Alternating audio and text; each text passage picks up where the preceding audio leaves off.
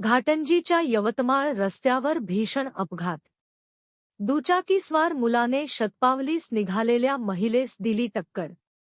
दिनांक 20 मार्च 2026 च्या रात्री सुमारे 10:20 दरम्यान गिलानी कॉलेजच्या समोरून एक अल्पवयीन मुलगा भरधाव वेगात दुचाकी घेऊन यवतमाळ मार्गे जात असताना साईधाम येथील एक महिला तिचे मुलासोबत शतपावली फिरायला निघाली असता सदर भरधाव वेगात जाणाऱ्या दुचाकीने त्या महिलेला धडक दिली. या धडकेमध्ये महिला अतिशय गंभीर जखमी झाली आहे.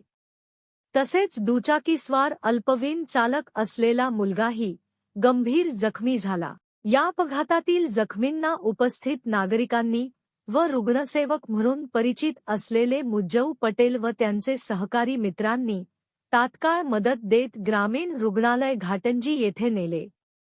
रुग्णालयात प्राथमिक तपासणी करून मार जास्त असल्याने त्यांना यवतमाळ ग्रामीण रुग्णालय येथे पाठविण्यात आले. प्राथमिक माहितीनुसार या अपघातातील अपघातग्रस्त महिलेचे नाव श्वेता प्रशांत बच्चेवार, राहणार साईधाम सोसायटी घाटंजी व बाईकस्वार चालक मुलगा रोहित प्रभुदास राठोड, राहणार इस्तारी नगर घाटंजी असल्याचे कळते. या अपघाती घटनेने घाटंजीत अल्पवयीन सुसाट बाईकस्वार समस्या बाबत पुन्हा घाटंजीकरात प्रश्न उपस्थित होत आहे. यावर घाटंजी पोलीस प्रशासन लक्ष देतील का?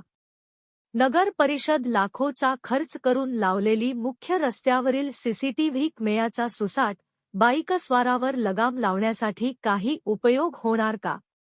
हा प्रश्न सर्वसामान्य नागरिक घाटंजीकरातून उपस्थित होत आहे.